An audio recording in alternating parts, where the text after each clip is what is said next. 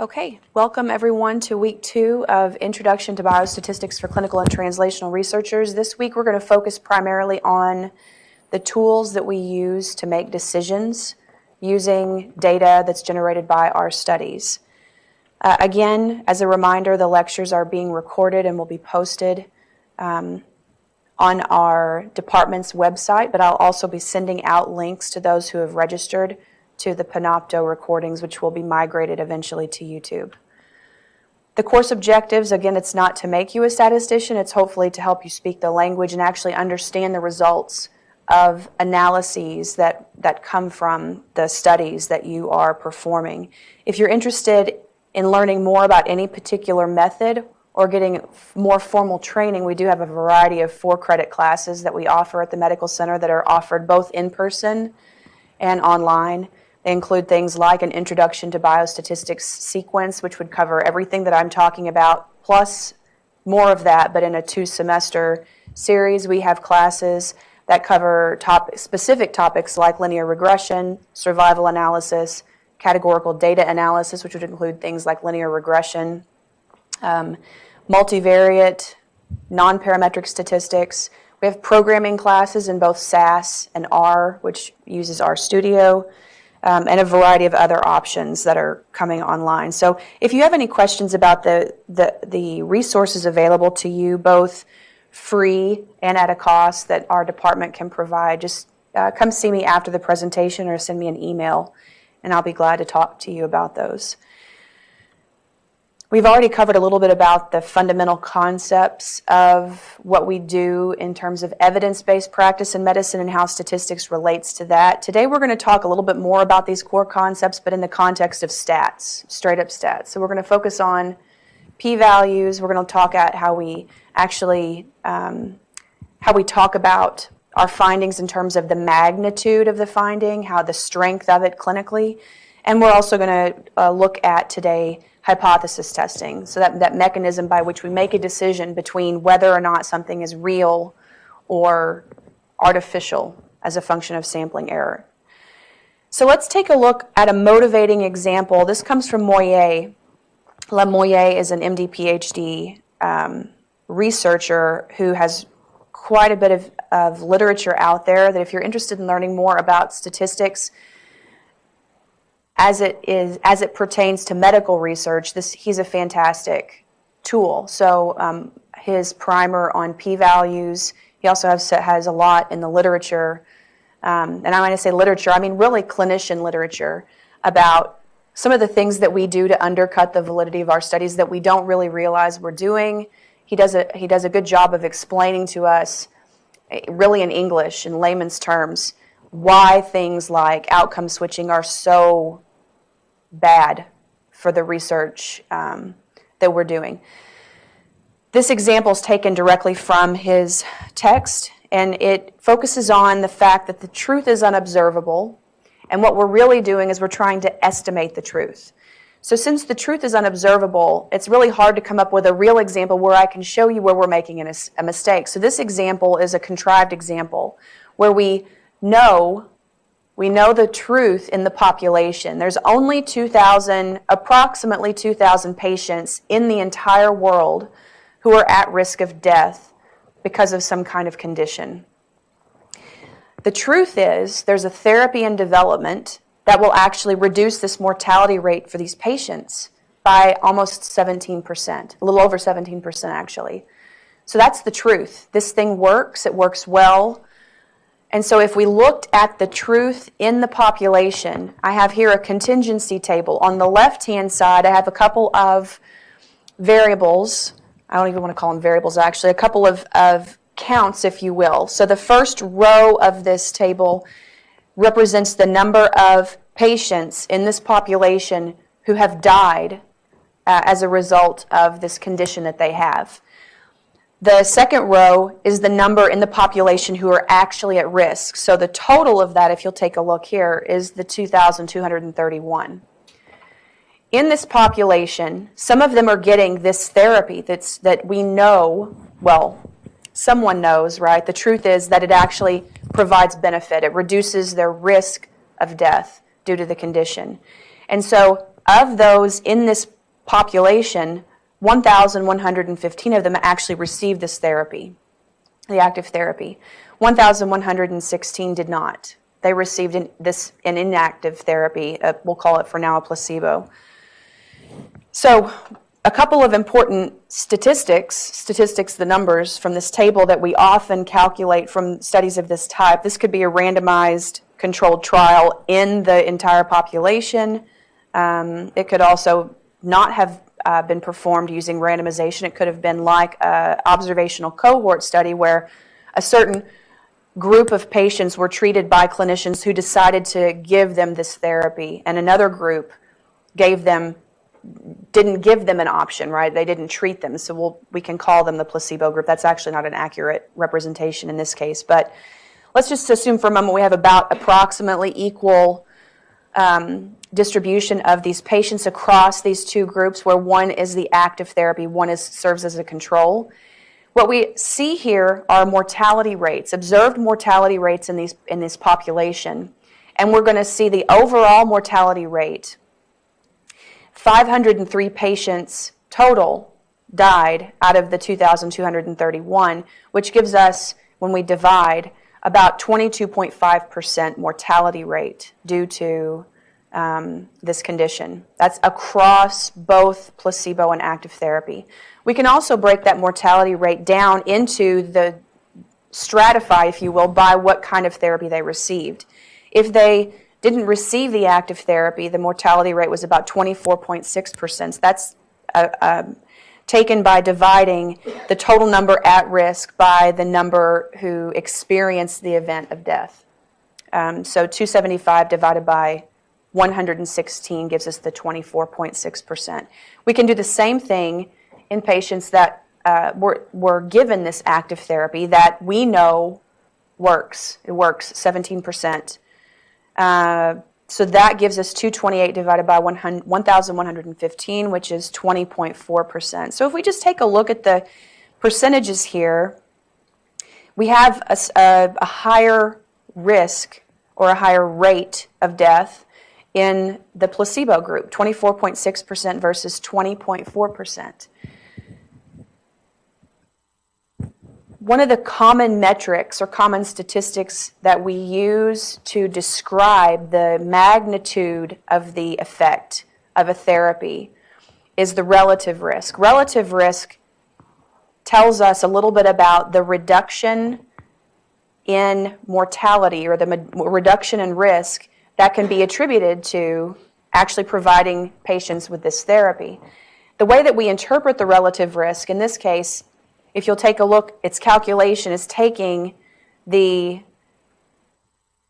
risk, if you will, the mortality rate, the proportion of patients who experience death given they actually got the active therapy, the 20.4%, and we divide it by kind of our baseline rate, which is untreated or placebo-treated patients.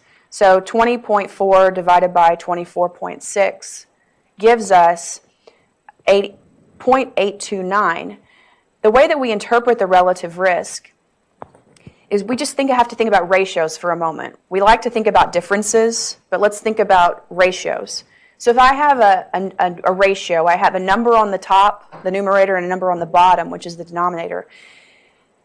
If those two things are the same, what is the ratio's value?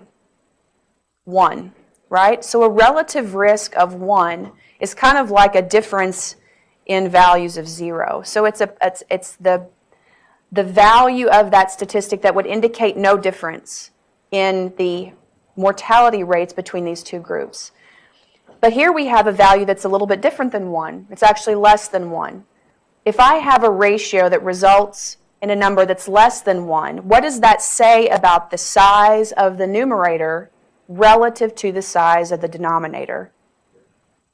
Smaller, right? If the top is smaller than the bottom, the ratio of those two things is going to be less than 1. So anything less than 1 would indicate that the risk that we're seeing in active therapy, which is on the top, is actually smaller than the risk that we're seeing in the placebo therapy, which is the bottom. And it turns out a relative risk of 82.9% links us directly back to the truth, which is that the therapy reduces the mortality rate for this population by 17%. Who can tell me how I get 17% from the 82.9? Relative risk reduction? Yes, so it's 1, right? The location at which they're the same, and how different am I from that place? So I take 1. Oh, I thought I gave you the... Sorry about that. I thought I added in another formula here, but I didn't. So I take the place at which they're the same, which is 1, and I subtract wherever I actually observed the relative risk to be, which is 0.829. So 1 minus 0.829 is about 17%. And that's how those things are calculated in their interpretation. You see those reported pretty commonly in the literature, especially when we're talking about the risk of an event or the likelihood of an outcome, a positive outcome, if we're talking about treatment-related issues. So now, the truth is unobservable. What do we actually observe when we do medical research? We observe a small subset of the population that hopefully is representative of the truth. In other words, it's collected in a way that it's not giving us an inaccurate representation of the true benefit or harm of a therapy. So let's say that you decide, not knowing what the truth is, as is usually the case, that you're going to draw a random sample of patients from this population to try to estimate the truth. I'm going to try to estimate that relative risk. I'm going to estimate the mortality rate under both placebo and active therapy. I'm going to estimate the overall mortality rate. I'm going to calculate the relative risk, and I'm going to try to figure out if there's any benefit or harm of this therapy. So you draw your random sample of 216 patients from that 2,000 plus population. You observe whether or not they die during a period of time. And you have a table that's produced that's very similar to the table that we saw that represented the truth. Now we only have 216 patients as opposed to the entire population. So we have incomplete information here, right? From this, we can estimate the relative risk. So we take a look at, in placebo, the mortality rate is about 22.9%. It's estimated to be 22.9%. Under the active therapy, it's estimated to be about 27.1%, which results in a relative risk of something very different. So I have the active therapy on the in the numerator, the placebo in the denominator, and I actually observed you actually observed in your 216 patients that you randomly drew from this population higher mortality rate under that active therapy. Even though the truth is that it results in a reduction, about a 17% reduction. So I actually have a completely flipped effect here, right? Before it was almost a 20% benefit, 20% reduction. Now it's almost a 20% increase.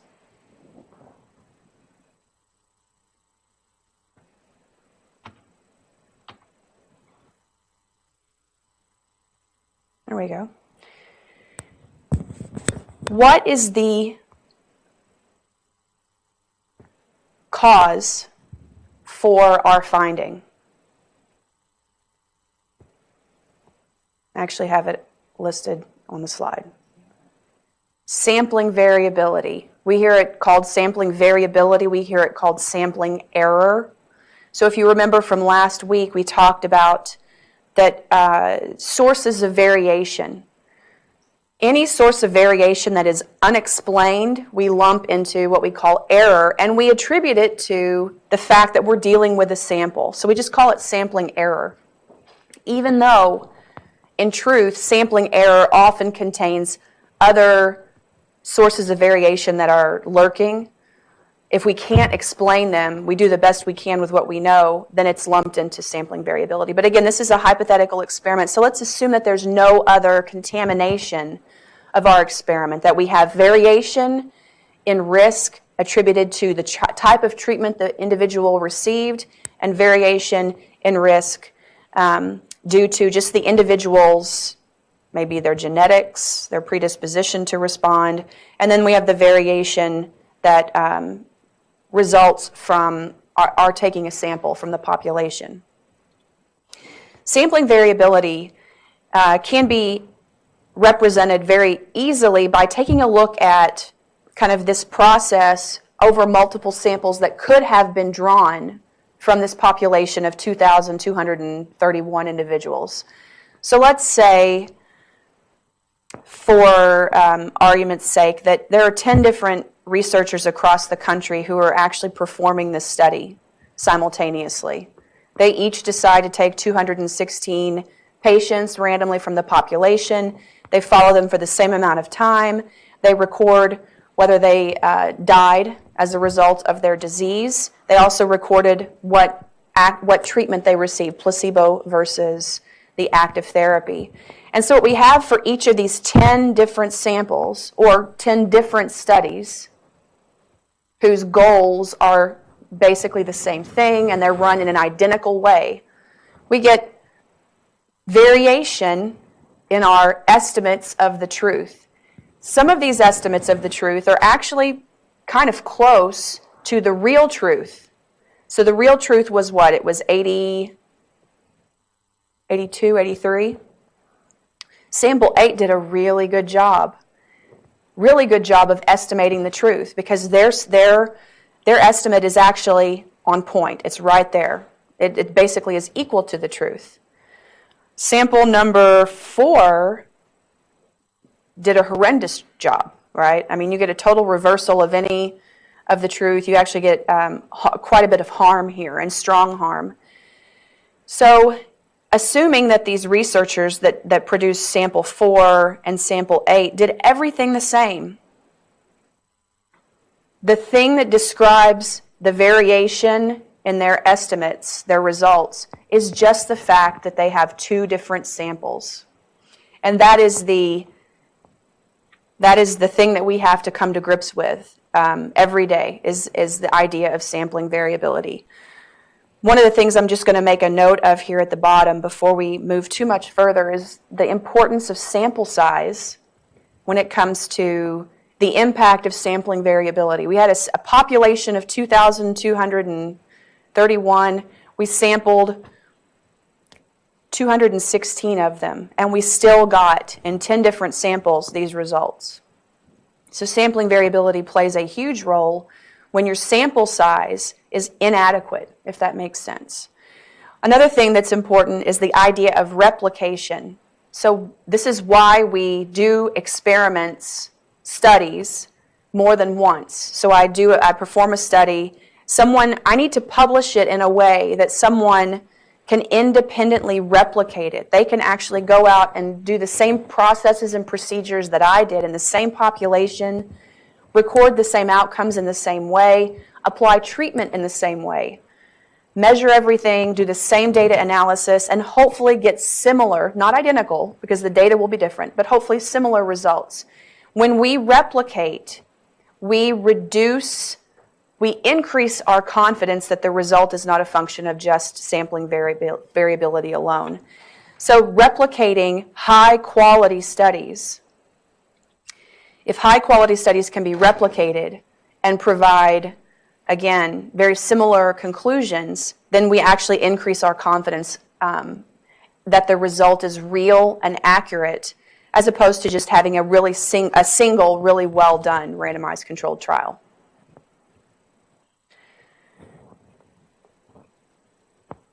And that's all the things I just said, except that. Statistics offers us the tools to deal with sampling variability so we can actually try to assess the effect of treatment. So sampling, again, is a compromise. In a perfect world, we would have the means to actually capture the truth. But that's not always the case. Our population might be too large. We might not be able to actually record the effect of treatment. We might have to use some kind of surrogate for that. So in order to try to get the best information possible, in order to update scientific knowledge, we use what are called representative samples. Representative samples are those samples that, when drawn and measured, provide an accurate representation of the population of interest. The way we get a representative sample or try to increase the chances of getting a representative sample is to get one that is randomly drawn from the population. I think everyone kind of understands the term random. What it basically means is that if you're in the population, if you're a patient in the population, your chances of being a part of that study are equal to anybody else in the population. Does that sound like a clinical sample to anyone? No, not really. So what we really work with are convenience samples. That's why in our limitation sections, we have to talk about how the sample that we actually drew, is it reflective of this larger population that we're trying to apply our results to? Sometimes it is, sometimes it isn't. But in addition to drawing that random sample, it has to be big enough. Because even if the sample is drawn randomly, if I'm only drawing 10 patients, using 10 patients for a study, where the patient population I'm trying to figure out or apply the results to is thousands and thousands and thousands of patients, my 10 patient study is going to be very, very at risk of generating a result that is not in alignment with the truth simply because of sampling error. So again, we have to cope with sampling variability in our studies. The way we cope with it is through study design. We try to design studies that are adequately sized to minimize the impact of sampling variability on our results. And again, sampling variability is just a recognition that different samples generated by different investigators in the exact same way will generate different results. So, now that I've talked about sampling variability and how it's this horrible thing we have to deal with, a couple of questions for you that we're going to address for the remainder of today. So when we do experiments or studies, we only ever have one sample. We only have the patients that agreed to participate in our study and completed the study, whose data we're going to use to do the analysis. So if we're limited to just that one sample, how do we decide whether the sample we got is actually true or representative of the population that we're trying to generalize our results to? The second question that I have is, how do we know that this sample, the sample that we actually got, is not one of many of the possible samples that we could get that would provide findings that don't reflect the population? And the answer to this is it's a little bit complicated. Again, we always have to, what I find myself doing is I always have to take a step back for a moment, get away from the numbers, and just think about the big picture. The big picture actually reduces the complication. But we're going to dive into the numbers, and if at any point you have a question about what I'm doing or how it relates back to these two questions, just stop me and I will make sure to address that. One of the tools that we use is hypothesis testing. Everyone here familiar with, at least at a high level, what a hypothesis test does? It's just a way that if there are two competing theories, it's a way that we use data to decide which of those theories is most likely. That's really all that it's doing. It's a convoluted process, but that's really at its base what it's doing. The premise behind hypothesis testing is that subjects who are treated differently should have outcomes that differ more than subjects who are treated the same way. So if I have subject 1 and subject 2 who receive the same treatment, I would expect their responses, let's say it's their LDL cholesterol levels, I would expect their responses to be more similar than two subjects over here, subject 3 and 4, who were treated differently. So maybe subject 3 received an LDL, a cholesterol-lowering med, and subject 4 received a placebo. So between 3 and 4, I would expect more variation, more differences. Between subject 1 and 2, who both received the drug, I would expect their responses to be more similar. And that's the whole concept behind experimental design. Sources of variation, the idea of attributing sources of variation to attributing variations in a response or an outcome to different sources, and it's the premise behind hypothesis testing. The way that we quantify these differesces are through test statistics. So test statistics that you probably have heard of, the Z, the T, the chi-square, an F when it comes to ANOVA. I think those are probably the most common. Anybody have any other ideas for test statistics that you're familiar with? Everyone knows the T, right? So we're going to talk about the T today. So the test statistic is a really useful tool that actually quantifies the two sources of variability. And the two sources of variability that I'm talking about in this case are the idea that if two individuals receive the same treatment, they're randomized both to placebo, their outcomes differ because of natural differences between those two individuals. Maybe one's a male and one's a female. Maybe one's 75 and one is 42. Maybe one is African American and one is Asian. So there are reasons aside from treatment that two individuals would respond differently. And we'll call that natural variation, natural differences. But if they were to get different treatments, then in addition to that natural variation in their outcome, we'll also, if there is an effective treatment, have variation in their outcome that's attributed to treatment. So if we think about this bottom bullet as the signal and the top bullet as the noise, then the test statistics just give us a signal-to-noise ratio. The T, which we're most familiar with, takes the signal in the numerator and the noise in the denominator. And so if we have a very big signal relative to the noise in the data, we get a really big T statistic. We'll get into the different components of the T, but you really don't have to get into the formula necessarily. For those of you who are interested in that concept, we'll cover some of these, the notation here in the form of a analysis in a moment. So the basic recipe for hypothesis testing, again, when we're trying to select between two competing theories, can be given in 4 steps. I hate to provide this to you just because I think this is how it's provided in undergraduate statistics. And who all took statistics as an undergrad or even an early grad? When you did a hypothesis test, did you have any idea why you were doing the steps that you did? Like, really, why? Or did you just do it because you were told, this is what I do first, this is what I do second? I didn't understand why I was doing what I was doing. I didn't know why all of a sudden, in one case, there was an X. Another case, there's an X bar. And if there's an X bar, I have to divide by N now instead of not dividing by N. It was a very confusing process because no one ever told me anything other than this basic recipe. So the idea that I want to convey here is that though there is a recipe, the more training and experience you have, the better you will be at executing the recipe. Just like I wouldn't say I'm as good as,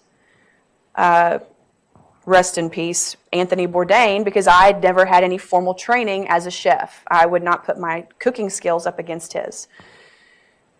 So if you ever are unsure about any step in the process, you should probably consult with someone who has the training and the experience to help you make sure you're doing this the correct way. But we will talk about it because a lot of the things that you do, you'll be capable of doing on your own.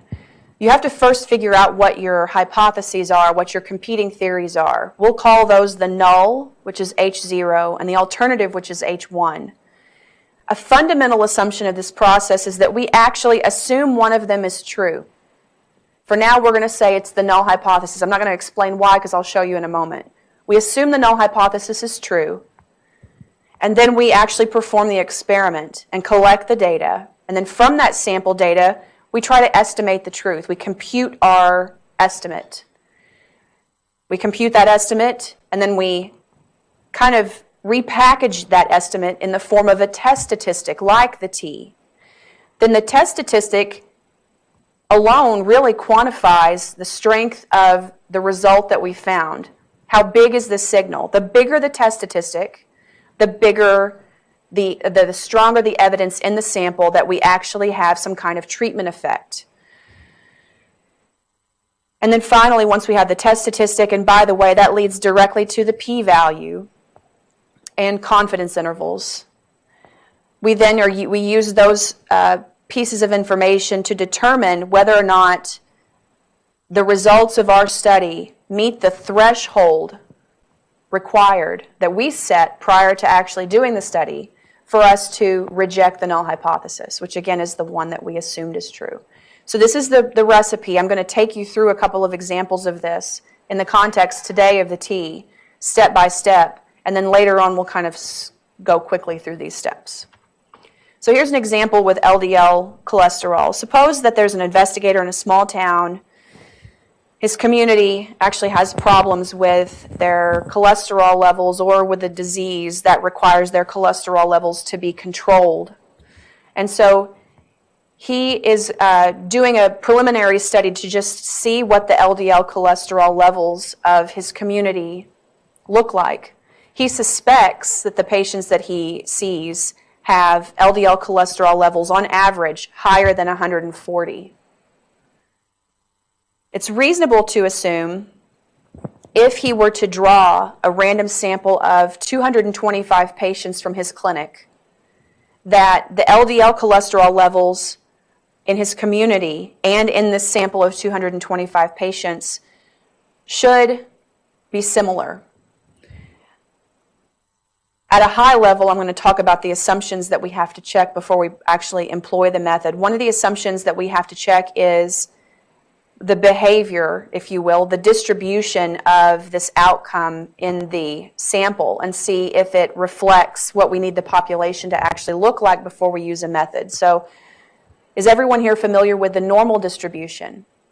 The normal distribution is just a bell-shaped curve. I have an example of it right here, a bell-shaped curve.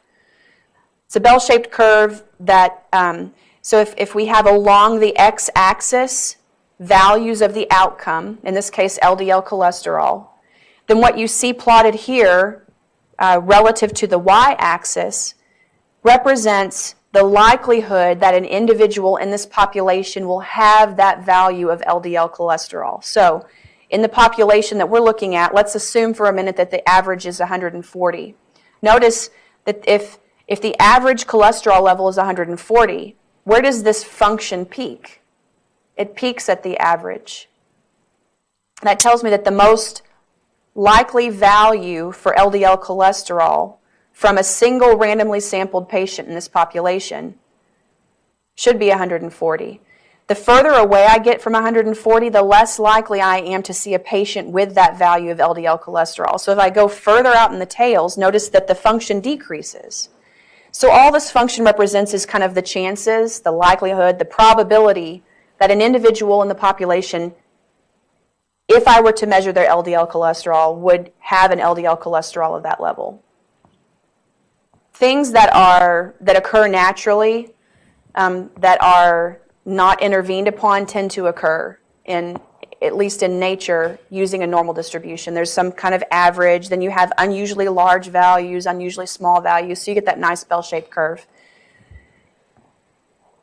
I should preface that by saying it depends on what you're measuring, because there are some things that you're measuring, like for instance, if 0 is the smallest value, sometimes you see skewness in that, and so a normal distribution is not quite appropriate. But we'll come back to that whenever we get into different types of data in the next couple of weeks.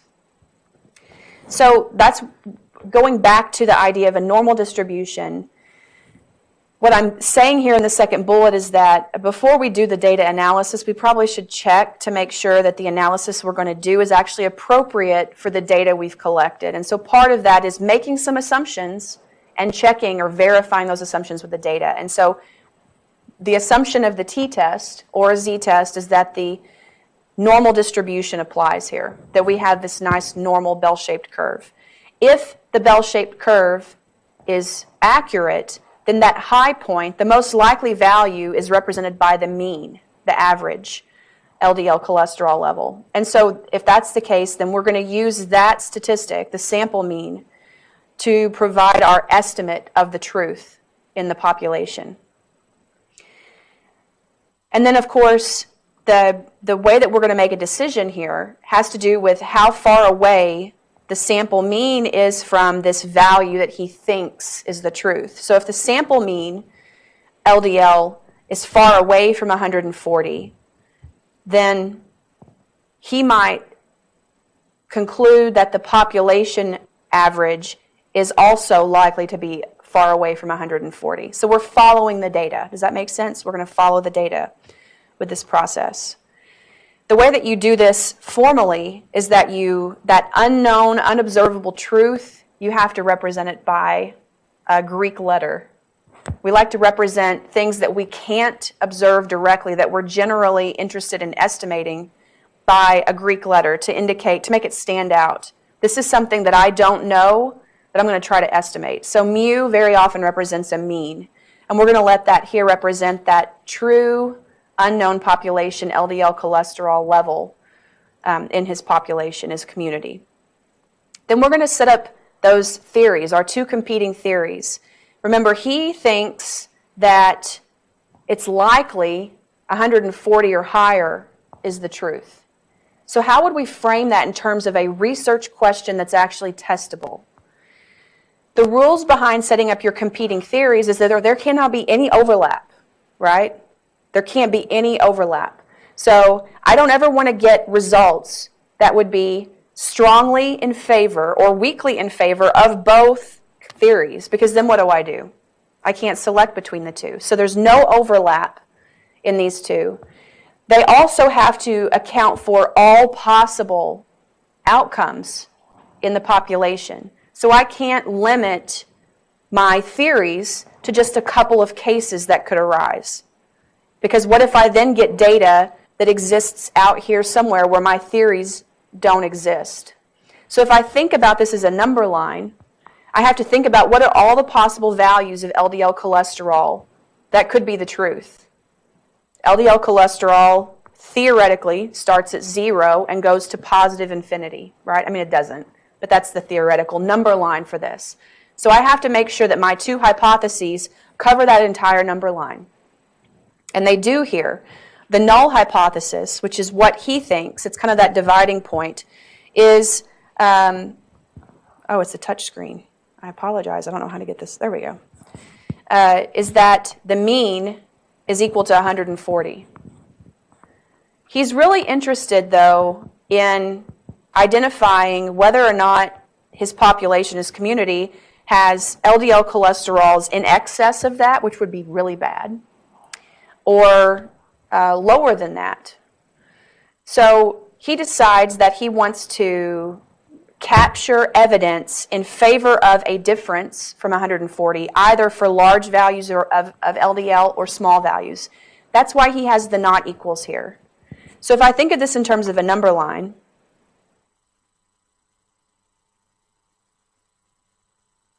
here's my null, and everything else, either strongly in favor of higher values of 140 or strongly in favor of lower values than 140, will be my alternative. So now I know that I have a testable hypothesis because I have two hypotheses, two theories that do not overlap. There's no result that will give me both of them simultaneously. And they also account for all possible values of LDL that I could get, all possible estimates of LDL that I could get.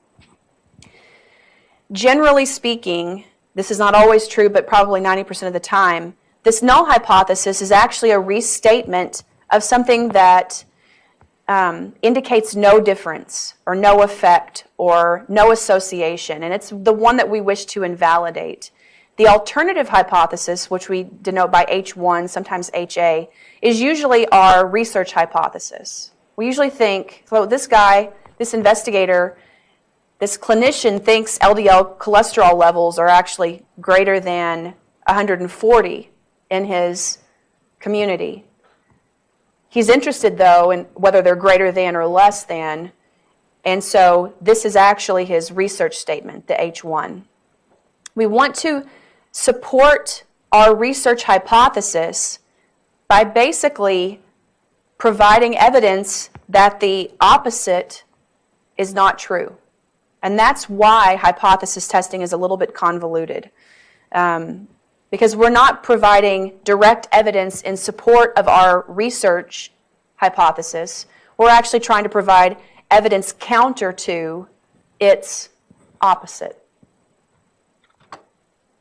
For anyone who took logic or philosophy, that might seem reasonable.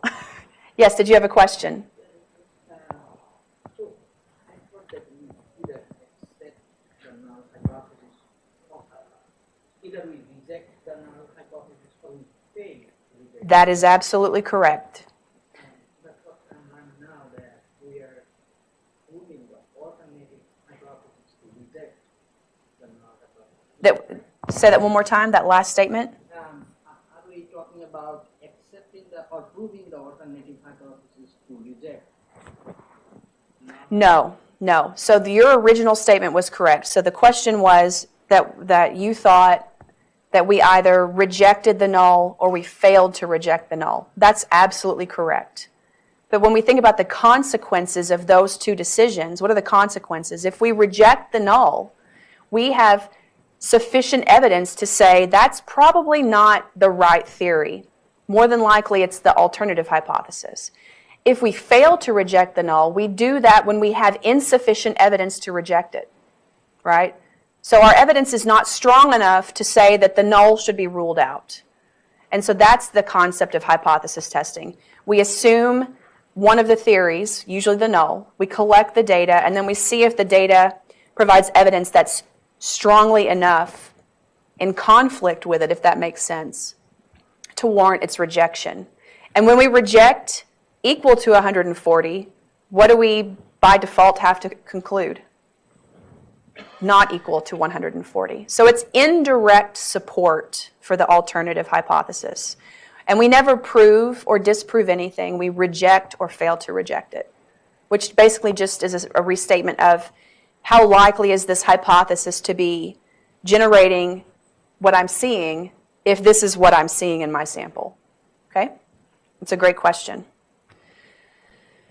So, again, the definitions of null and alternative hypotheses. There is one variation on this approach, and that's when we do, and I won't get to this until the very end, but for those of you who maybe have more of a background, when we do randomized controlled trials, we generally do what are called superiority studies, but you might also do a non-inferiority or equivalence study, and you actually have a reversal here.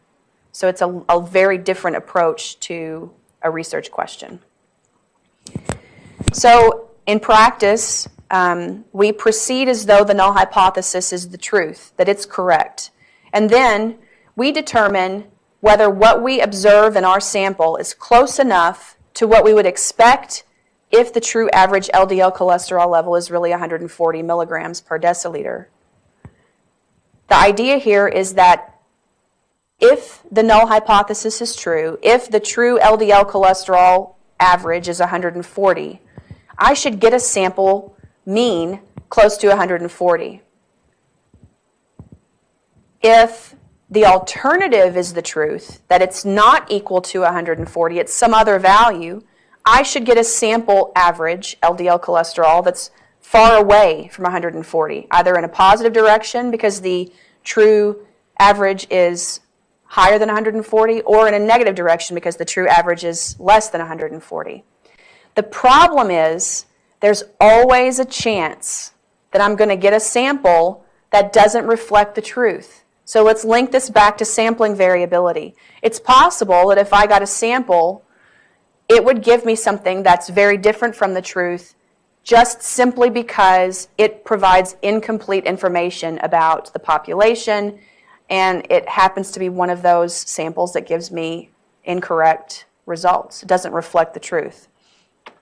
Again, the impact of sampling variability. So how do we determine from what we actually get in hand in our sample whether or not it is a sample that's reflective of the truth or one of those samples that we really don't want, which we could still get if we're doing everything the right way? Well, we have to lean back on the mathematics a little bit, actually, And that's why testing model assumptions, testing assumptions of any analysis method you use is so vital.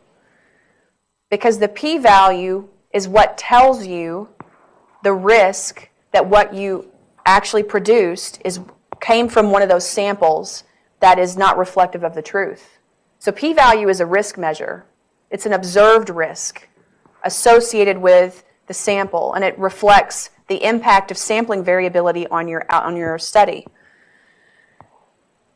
But it's only that way if you're applying the method appropriately and if you have a very rigorous study design, and all you have left that's unexplained variation is true sampling variability. So that leads us back to this concept of the sampling distribution, which is a very difficult concept to convey outside of a classroom, a formal classroom. But the idea behind a sampling distribution is, if we go back to the first couple of slides where we saw those 10 different samples and we had variation in response, the sampling distribution attempts to explain the variation in, for instance, the average, the sample mean, as a function of sampling variability. So what does sampling variability mean when it comes to our single experiment? Well, it's easy to think about what it means if we can see all possible outcomes of our experiment in one place. And that's what the sampling distribution is doing. So the sampling distribution of the sample mean in this case is describing in a single distribution all possible results of our study. That means if I repeated this an infinite number of times, or however many times it would take me to get all possible different samples of 225 patients from this community, I would end up with sample means that can be described by this distribution. The most likely sample mean, if the truth is 140, and by the way, I don't know how to turn off.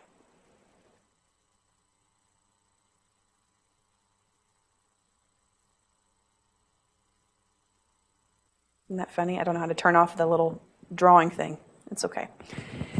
No, this is why assuming the null hypothesis is so critical, because the null hypothesis tells us where the sampling distribution is. Where is it centered?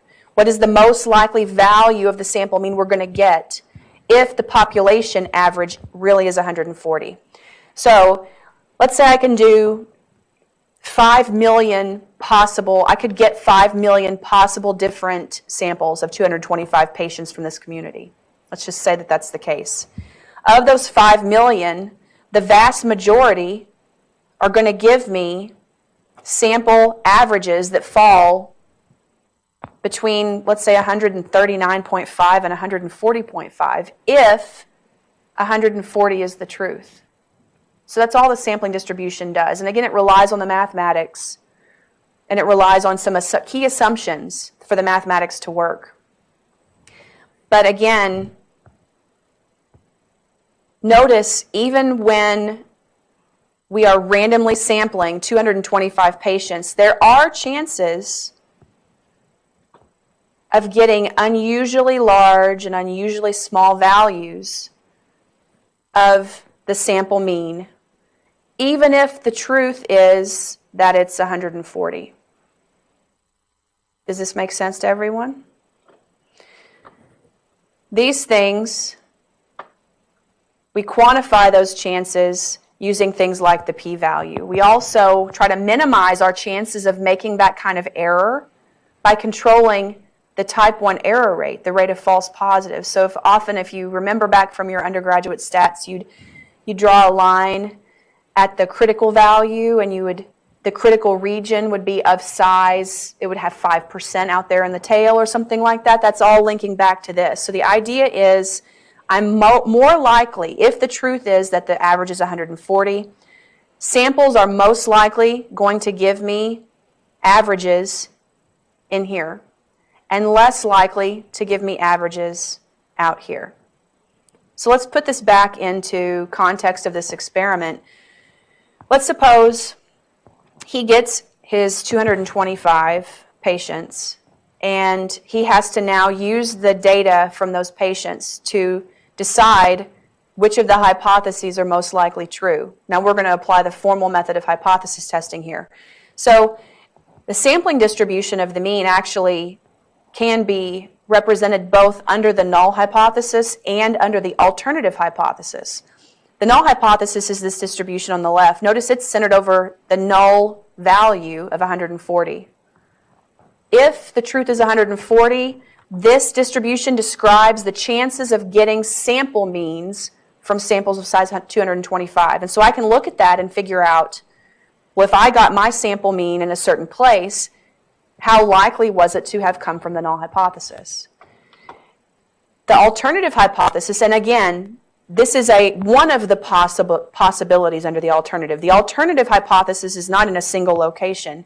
It's anywhere that's not equal to 140. But I'm just showing you one possible specific alternative hypothesis, which is 142, that would allow us to calculate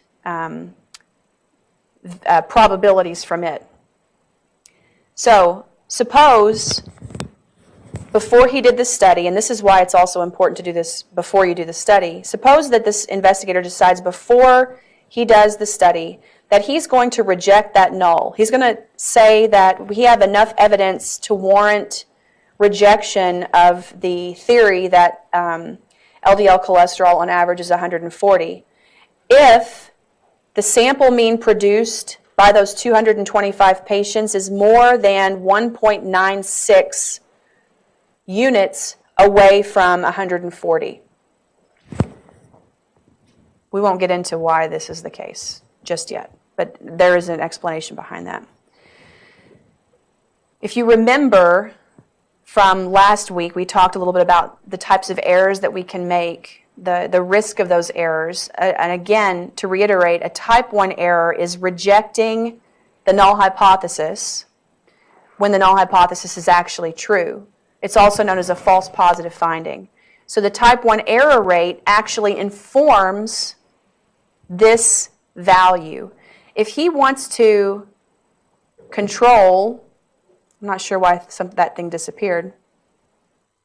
If he wants to control the type 1 error rate of his study at 5%, in other words, if he wants to ensure when he's done that he is not making a false positive does not have a false positive finding, then he needs to focus on sample means that are more than 1.96 units away from 140. You can get this from a table. You can get this from Excel. You can get it from any data analysis package. This is basically a z-score. It's a z-score that corresponds with a type 1 error rate of 5% or less. So the idea would be then, in the null hypothesis, we assume, or in hypothesis testing, we assume the null hypothesis is true. We draw the distribution of all possible results of our study in the form of the sample mean. And then we figure out how big, how strong does our evidence need to be to capture that 5% error rate in the tail. So he's found this location by kind of isolating in the tails 5% of the possible outcomes. And so anything beyond this cutoff point, 141.96, should result in rejecting the null, because that's far enough away that he's confident now that this is a finding that contradicts 140. So how does he actually do this? He observed a value of 141.92 for LDL cholesterol for the sample average from his 225 patients. So 141.92 is only slightly above 140, but based on his pre-specified study design and decision rule, is it big enough to conclude that 140 is probably not the average value, that it's something different than that. The way that he approaches this is with a z-test, which is very similar to a t-test. The z-test takes on the numerator, remember this is a test statistic, so in the numerator we have the signal. The signal here is the difference between what is observed and what we would expect to observe, which is the null value, right? So the difference is 1.92, and then we divide by some measure of sampling variability of the sample mean. So remember, sampling error, sampling variability. We standardize this signal by a measure of sampling variability in this statistic, and we'll get into that in just a moment. But we get a test statistic of 1.92, which is just the signal-to-noise ratio. And so the interpretation of this test statistic, 1.92, is that what we observed is actually almost 2 standard deviations above what we would expect if the null hypothesis were true. Standard deviations, what I mean by that, standard deviations that describe the sampling variability of the statistic. Yes. What's the what? The Z. It's a test statistic. So it's the X bar, what we observed, minus what we hypothesized or what we expected, divided by a measure of the sampling variability. Yes, this is from the previous slide. So it's in the context of what we usually refer to in like regular stats class, that's the critical value. 1.96 is the point at which I have controlled the risk of a false positive at 5%. So that comes from a table somewhere. It's unrelated to the sample mean. It's a threshold. It's kind of like the cutoff point, right? I have to get a value at least that big before I'm able to reject the null. That is this location. It's a value of LDL cholesterol that cuts off, that minimizes our type 1 error rate to 5% or less. I still see a blank stare. It's not a constant number. This number varies depending on what you want your type 1 error rate to be. It also varies as a function of your sample size, because your sample size impacts sampling variability. We'll do a couple of examples, and hopefully it'll become more clear. It's kind of hard to see it in the context of a simple example. So again, signal-to-noise ratio. Signal is the difference between what we observe and what we expect. The noise is just the sampling variability here, a measure of the sampling variability. This is not, don't worry about what the 1 really is. Just know it's measuring or accounting for variation that could be attributed to sampling variability. And so what we hope to see is more variation up here than we expect based on just sampling variability alone. And so this test statistic tells us that the observed value, 141.92, is almost 2 standard deviations above what we would expect to see if the null hypothesis were true. And then we have to compare it to our pre-specified decision rule. So our decision rule says it had to be at least this value before we have achieved a strength of evidence that we're comfortable with rejecting the null hypothesis. Did we achieve that? We did not, right? 141.92 is just shy of that cutoff. So probably we're really close to achieving that threshold of acceptable risk of making a type 1 error, but our observed risk of making a type 1 error is a little bit bigger than what we had said was acceptable prior to doing the experiment. How do I know it's bigger? I know it's bigger because there's more area in this tail, but also because tests like these come with things called p-values. P-values are just measures of that risk. The p-value, in essence, is a measure of observed risk. It's the observed risk of you having produced a result that would result in a type 1 error. So here, the observed risk of a type 1 error is about 5.4%. Is there really any difference between 5.4% and 5%? The answer is yes, right? Because before you saw the data, you said 5% was as big as it was going to get, as big as you were comfortable with. It's amazing, though, how our own inherent biases, whenever it comes to doing stuff like this, we go, oh, but it's only 5.4%. I'm going to say that's okay. That's why it's important to set your cutoff for your decisions ahead of time so you don't influence the results. And we'll see why in a moment, how the impact of changing things like that can actually really undercut the validity of research.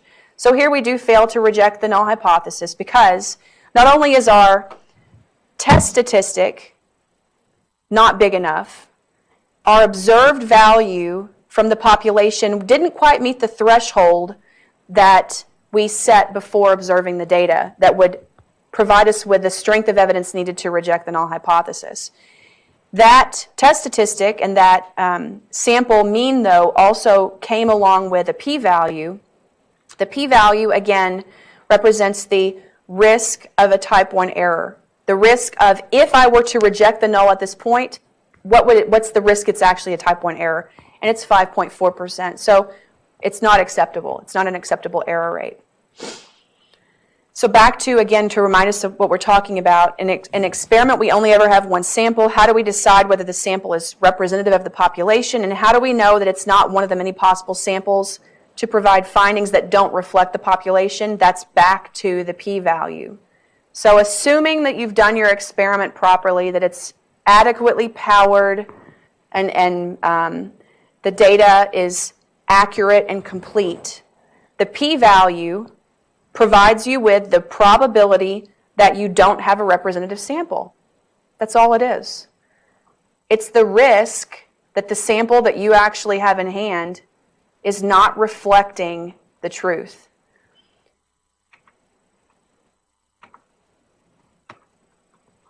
It's the probability that there's no relationship, in this case, the probability that there's no relationship between the exposure and outcome. Sorry, I have to restate this. It's the probability that a population in which no relationship exists between an exposure and outcome, that it would actually produce a sample that suggests there is a relationship. It's just the probability of a false positive finding.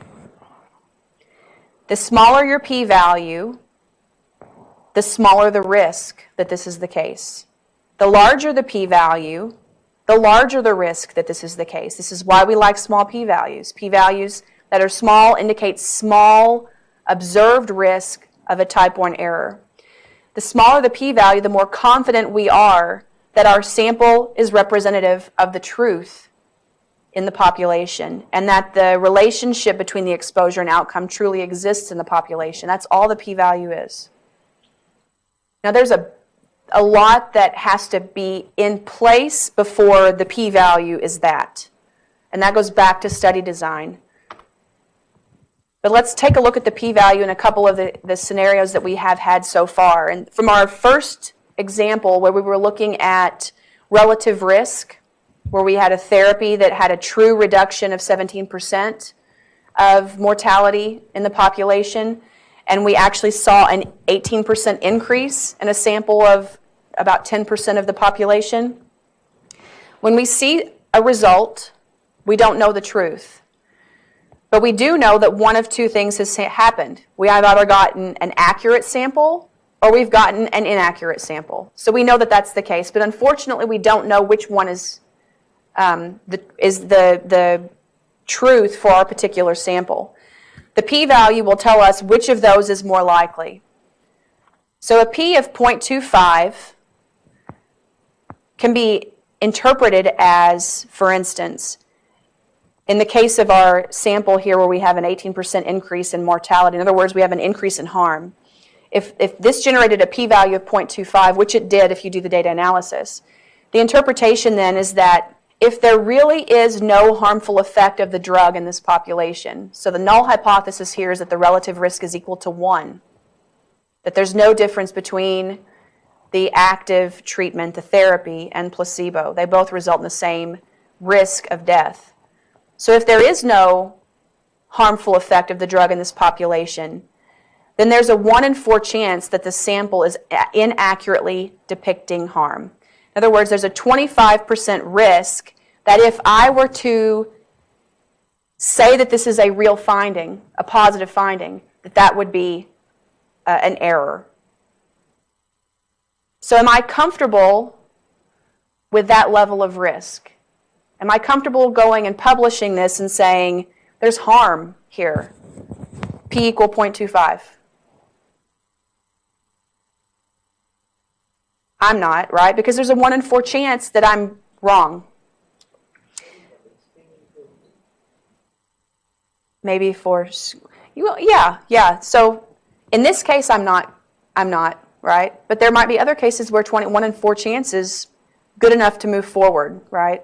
We'll also talk about the importance of type 1 error and type 2 error as a function of what the purpose of your study is. There are some studies where you want to really tightly control both of those. You want to really reduce the risks of making a type 1 and type 2 error. The problem with that is it makes studies really large and really costly. There are other cases where you might want to relax your restrictions because it's more important to find a promising therapy than to miss it. And so that when I say find it or miss it, I'm talking about type 1 and type 2 error. So you might want to let your type 1 error be a little bit large because there is no existing therapy to treat this horrible cancer that you're trying to treat. In that case, you don't want to miss anything. Missing something that could work is a much worse error than finding something that's not really there. So for the example for LDL cholesterol, the investigator decided before seeing the data that the maximum acceptable rate of making a type 1 error, so his maximum acceptable risk of making a type 1 error was 5%. That's all he was willing to take on. His observed risk of a type 1 error is 5.4%. That's the p-value. So his observed risk is bigger than his pre-specified level of acceptable risk. So he's not going to say that this is a real finding. The chances of it being a false positive finding are too high. So researchers have to cope with sampling variability, and the p-value helps us do that. It links the outcome of a study back to the types of samples that could have produced the findings. It quantifies the risk of making a type 1 error for every possible outcome. And I mentioned earlier that a lot of things have to be in place before you can even interpret a p-value or use it. And the big kicker here is that when there are other sources of variability, aside from what have been controlled for in the experiment, the p-value cannot be interpreted. It is no longer a p-value. It is no longer measuring the risk of a false positive finding. I don't know what it is. It's contaminated. And that's why it's often used incorrectly. So here's an example. We have 3 investigators who are independently interested in the same condition. They want to look at the progressive deterioration in heart function observed in patients with mild congestive heart failure. All of them are focused on the change in left ventricular ejection fraction, LVEF, because they feel like that's the most sensitive and relevant marker of deterioration in heart function in these patients. But that being the primary endpoint, they also want to collect other measures, which is very natural, right? Because that might generate hypotheses. So they collect other measures of left ventricular dysfunction, like end diastolic volume, end systolic volume, stroke volume, so forth and so on. So we have 3 different experiments conducted independently. The first experiment results in a finding that reflects no important change in LVEF. So in other words, Mark couldn't reject the null hypothesis. His p-value was big. It wasn't a statistically significant finding. It was a negative finding. Darn, right? You don't want to do that, right? Because it's counter to what maybe he expected. And you're trying to support your research hypothesis, which is the alternative. So it's disappointing when you don't. But then he starts to look at the data, all these other endpoints that he collected, and he finds in this secondary endpoint had actually changed substantially. So when he goes to publish this, he publishes the secondary endpoint. The second investigator found no change in the primary endpoint either. She didn't even find change in that secondary endpoint that the first did, but she found a change in something else, and she published that. And then finally, the third noticed that the systolic volume, not any of the others, showed promise of change and published that. Unfortunately, nobody reported the primary endpoint, LVEF, which was the one that they identified prospectively as the most important or meaningful endpoint for whatever reason. Science dictated that that was probably the most relevant. The problem here is each of those three chose to change the endpoint as a function of their data. And what is included in their data? Sampling variability. The data are random, so this was a random change of an endpoint. And anytime we have randomness, things randomly changing, we have variation. That's not sampling variability. So when we allow random data to convert some kind of fixed research plan of evaluating LVEF to a random plan now where the endpoint is randomly determined by the data, we have two sources of variability contained in the p-value now. We have the sampling variability that we had before when we described what the p-value actually was, but now we also have an additional component of variability in the p-value that represents this random endpoint selection. So any non-sampling variability is going to destroy the interpretation of the p-value. The p-value, let's say we got a p-value of 0.05 for something. The 0.05 is no longer an observed risk of sampling variability producing the result. It's now an observed risk of sampling variability producing the result and the random selection of the endpoint. The variability in the outcome, variability in the conclusion as a function of the random selection of the outcome. So it doesn't have its interpretation any longer. And there's no way to parse or tease apart those two sources of variation and narrow down what the real p-value is. So the natural desire to change any aspect of your study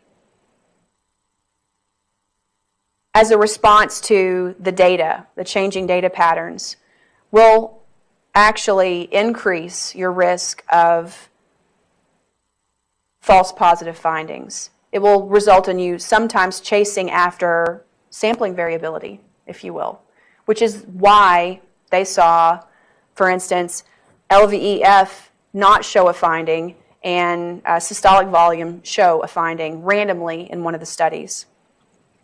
So again, because the p-value is our resource for linking our outcome to the types of samples that could produce it, we need to make sure we are protecting the integrity of the p-value by not changing aspects of the design or of the analysis as a function of the data.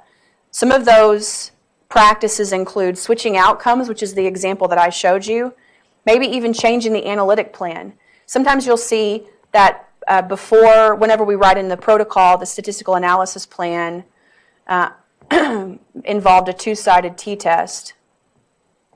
When we do the analysis, let's say we do it in SPSS, it produces the two-sided and the one-sided t-test. The two-sided is statistically non-significant, and the one-sided is significant. I'm just going to switch it, right? I'm going to say the one-sided test is significant and produce it as a pre-specified hypothesis. That is the same kind of problem as switching the outcome. So any changes to the design, any changes to the analytic plan that are a function of the data, that are informed by the data, that are not also pre-specified to be informed by the data, will invalidate any inferences that you make as a result of applying a p-value.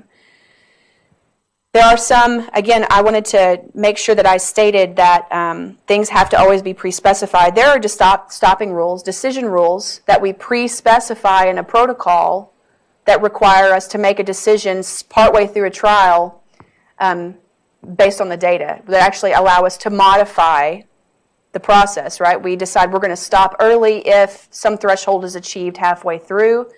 The idea here is that that was incorporated into the design prior to actually seeing the data. It wasn't a modification to the design after seeing the data as a function of what we're seeing in the data. So there's some nuanced differences here. There are also study designs that are they're not new, but they're relatively new, that are called adaptive clinical trial designs. They don't do this. They don't randomly adapt the design as a function of the data. They adapt the design as a function of the data according to rules that are pre-specified in the study design. So it's accounted for in the calculation of the type 1 and type 2 error rate. Another couple of comments on p-values. There's no theoretical justification for 5%. This gets back to the comment that was made earlier about, well, is 25% too big? The 5% arose from tradition. It kind of arose actually from a judicial process of making a decision about whether or not someone should be considered guilty or not guilty. And it's over 100 years old. But decision rules are required, right? I think it just depends on what is an acceptable level of risk for the type of study that you're doing. So if 5% is acceptable, then that should be the cutoff. But sometimes it's unacceptable. Sometimes you need 1%. Sometimes it's unacceptable and you need to have it as large as 10% because you don't want to miss something. They also, another thing about p-values, they don't measure effect size. So you can get small p-values when you have a clinically meaningless result. So that's why you have to, in addition to reporting a p-value, you need to give the reader or whoever it is that's consuming the results of your study, you need to give them more information than just the p-value. They need to know how big was the effect. So report summary statistics, confidence intervals along with the p-value, for instance. Some comments on sampling variability. The impact of the sample size is obvious here, I think.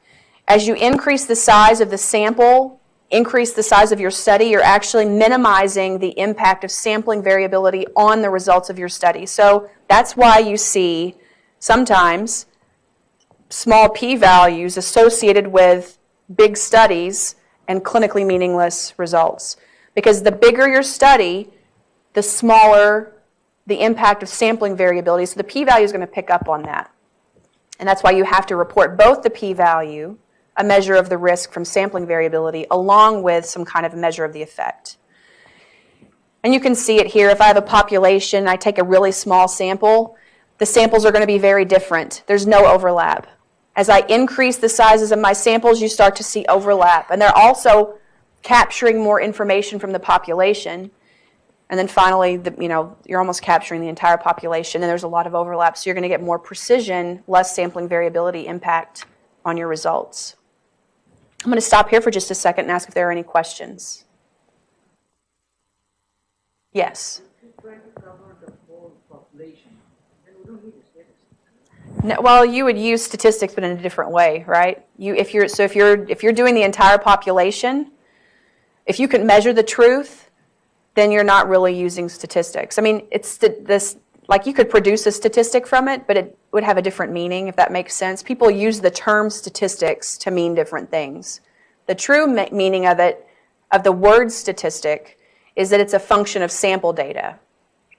And then if you produce, like if you have a population of 100 Native Americans on a reservation somewhere and you're measuring their average LDL cholesterol, and that's the population, then it's not a statistic. You're going to report it as a statistic because that's what we call those things, right? The average LDL is, but what you're really reporting is the true population average. And we, in statistics, call that a parameter. So yeah, when you have a census, you don't do hypothesis testing. Why would you? Because you know the truth. You know the truth. There are a lot of discussion about reporting the p-values in environmental research. Mm-hmm. So then you can expand the sample size. You would have to have a bigger sample size. You would have to, yes. So all of the discussion around p-values in biomedical research, there are some, unfortunately, human nature, we often function like a, what is that called, a metronome? We swing. We go from one extreme and we overcorrect, right, to the other. We can't just exist in the middle where things would be nice. So we go from using p-values to just fish and mine the heck out of our data and say everything is here, it's amazing, we're using them wrong. Then we get some overcorrection, we swing the other direction, and we have journals that are saying, we're not going to accept hypothesis tests. We don't want to see your p-values. You're not allowed to submit them that way. That was a couple of years ago, 2013, 2014, 2015. I think in the psychology literature, there was a journal that was like, no, we're not taking it. You have to do other things. And that's an overcorrection. P-values are a vital part of what we do. But just like anything else, we have to know what they are and what they aren't, when they should be used, when they shouldn't be used, when they're actually giving us what they're designed to give us, and when they're probably leading us astray.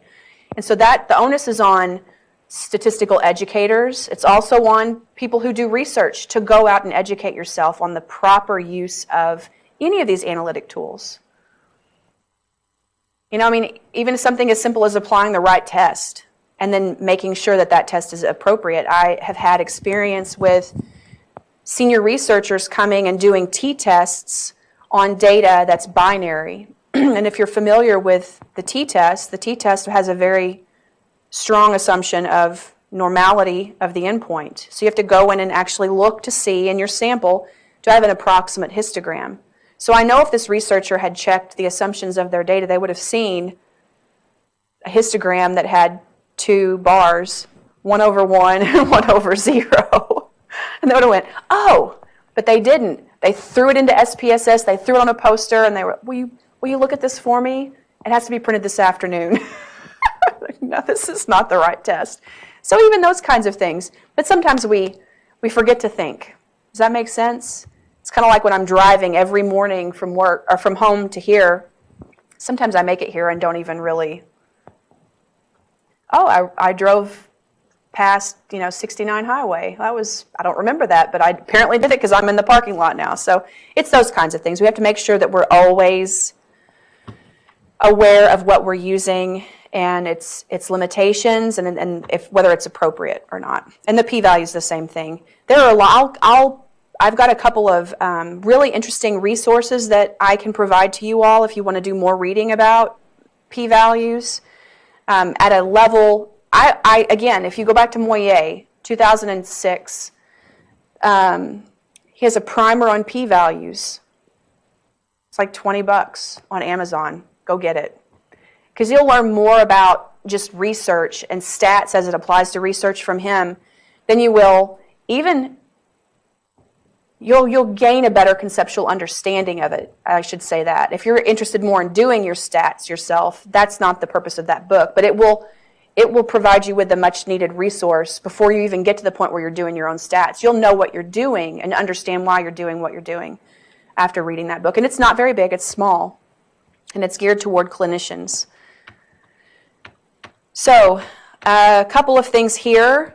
I just wanted to show you a little bit about sampling variability again and how it relates back to the population. So for instance, in the example for the LDL cholesterol, if the true population can be described by this normal distribution. In other words, let's say you had a population of 2,000 people in this community, and this figure here is kind of like a smoothed histogram. It's just the distribution of LDL cholesterols for all 2,000 people, where the average LDL cholesterol level is 1, and the standard 140, and the standard deviation of their cholesterol levels is 1. So this is what you're talking about, right? If I went to that reservation and measured all of those Native Americans, I would have the population. But I pull a sample instead, and the sampling distribution again describes the values of the statistic that I'm likely to observe from all possible samples drawn from that population. So if I'm sampling 5 patients from this population and I'm recording their average LDL cholesterol, averages from those kinds of samples can be described by another normal distribution. This is the math. This is why we check the assumptions. There's something called the central limit theorem. Has anyone ever heard of the central limit theorem? Sometimes you're taught this whenever you talk about the mean. The central limit theorem is the mathematical justification for using the sample mean. It's what confirms to people who use it that the sample mean is the best estimate of the truth in this case. The central limit theorem says that this sampling distribution also follows a normal distribution with an average value of the sample mean that is equal to the truth. So whatever the truth is, the average here will be equal to the truth. And then the variability is a function of the variability in the population and the sample size. So what does that mean in English? It means that the sample mean is the best estimate of the population mean because on average, samples will give you something very close to the true population average. And the variability in the sample mean, which we represent in our studies by something like the standard error of the mean. When we report the mean, the standard error is describing how variable this distribution is. So it's describing sampling variability. Standard error of the mean is describing, it's quantifying the sampling variability associated with your estimate. So if you get a big standard error, that tells the reader that you have a lot of sampling variability, and there's risk that comes along with that. Risk of not finding something that's there, maybe even risk of finding something that's not there sometimes. But again, for those who are interested in the mathematics, the central limit theorem actually tells us exactly how the standard error of the mean is related to the population and the size of your sample. And the way we reduce sampling variability's impact on our estimates is by increasing the sample size. So you can see, and I've written all over this now, let me figure out how to erase.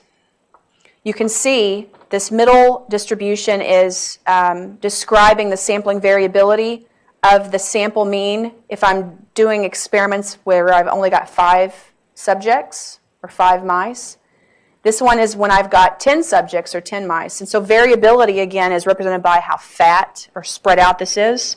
And you can see the sampling, it actually doesn't project all that well. The sampling variability is smaller when I have, when I double the size of the sample. So that's why sample size is a vital part of the study design. And yes, question?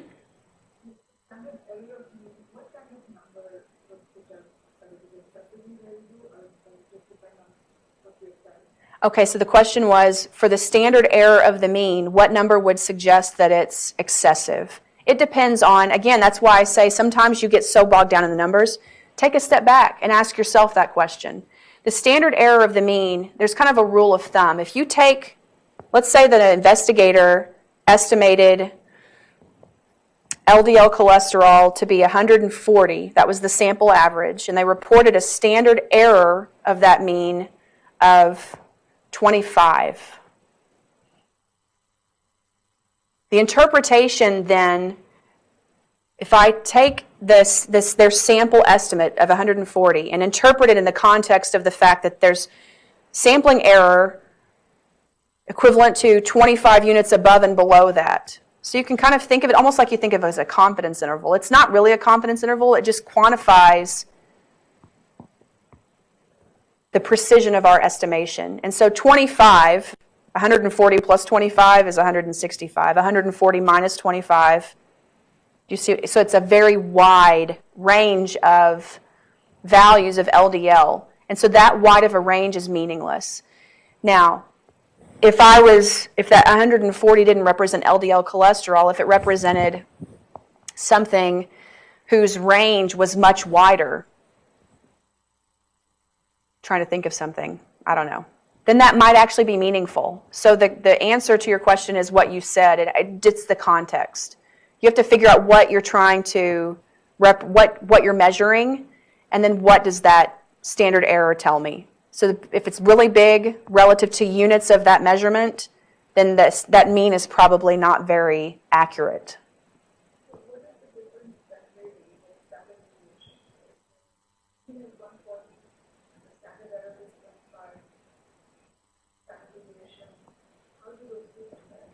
That's compared right here.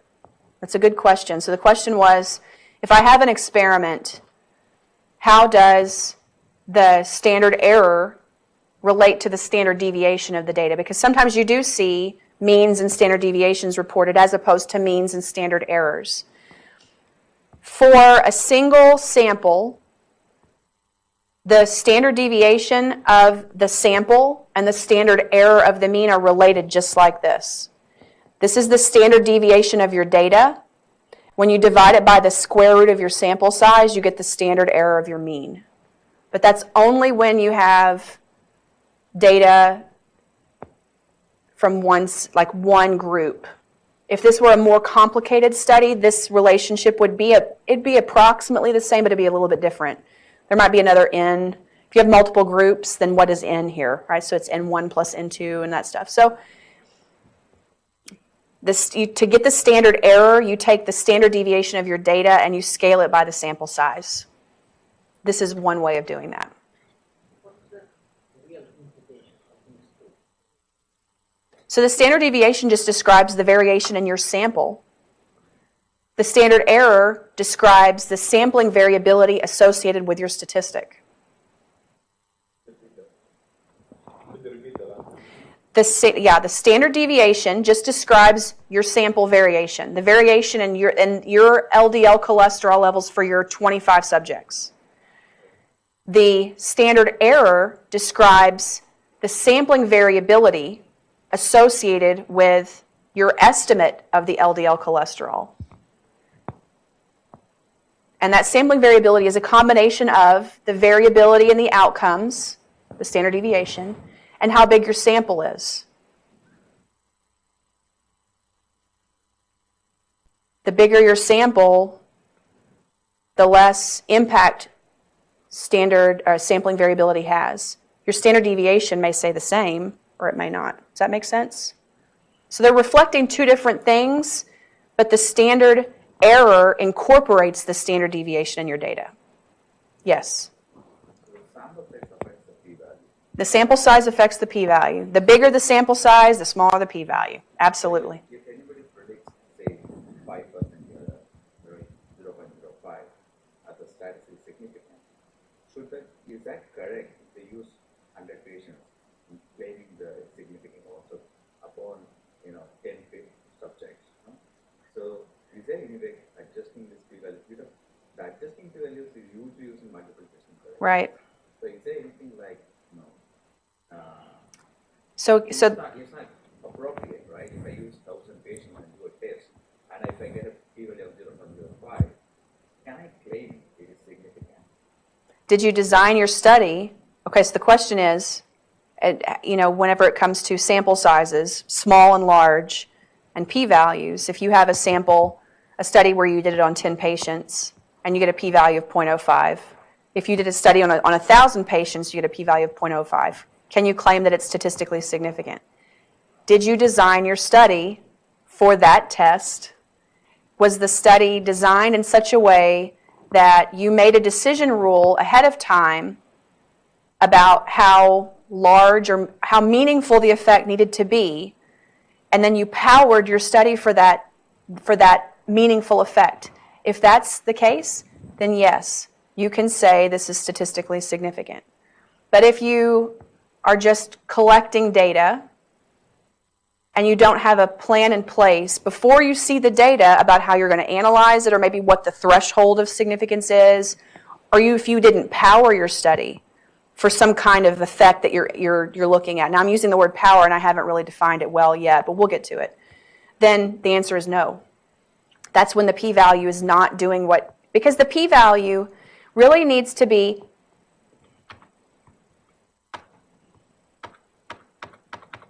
Do I talk about it somewhere? It needs to be, I think I highlighted it somewhere. Did I already say it? The p-value must be the result of a well-defined, prospectively fixed experiment whose only random component is the data itself. When I say this, well-defined, prospectively fixed, I probably should have also said adequately powered. If you don't have those three things, then the p-value is a tool maybe for generating a hypothesis, but it's not a tool for confirming one. Okay? So we can use it in that way as well, but we should never present it in the literature as confirming anything. But we can use it as a flag. But we also have, in the limitations section, and you're going to get probably reamed in your peer review, they're going to ask you, well, what about multiple testing? Did you account for all the different tests you did, all the p-values you're doing here by adjusting your type 1 error rate? And that makes your p-value have to be really, really, really small in order for you to say, this is generating a hypothesis.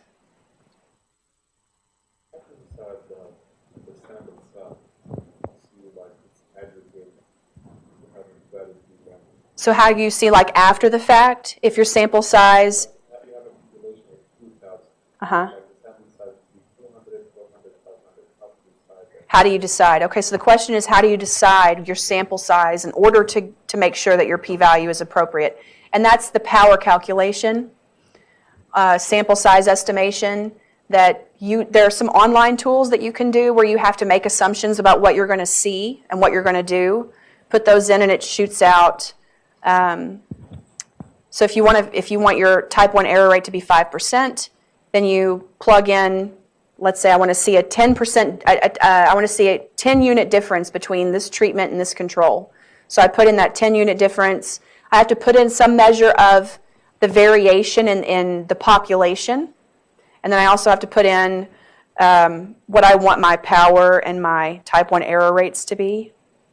And then that will generate a sample size estimate that will, if your assumptions that you stuck into the calculator were accurate, that will be the sample size required for you to be able to use a p-value appropriately, but for the p-value to show up, to signal something clinically meaningful as statistically meaningful.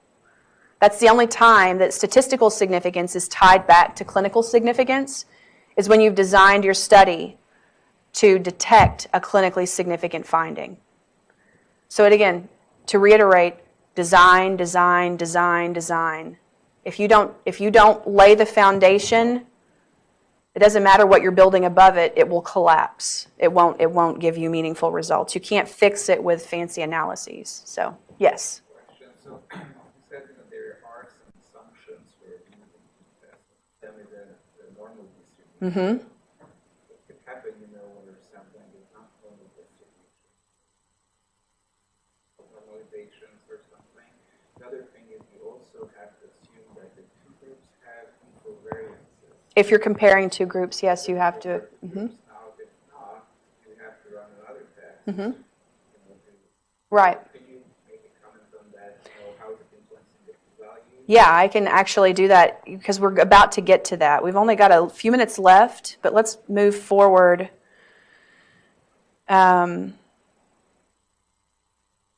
We'll talk about confidence intervals. Should I go through this?